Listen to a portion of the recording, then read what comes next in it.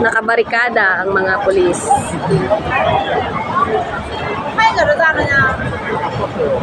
Mga reporter.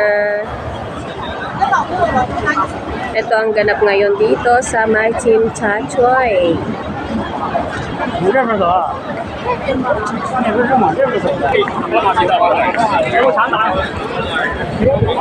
Tama ba? Tayo lang ang Pilipino dito. Yung mga kapwa natin Pilipino ay nagtatrabaho na. Saan na nga ba?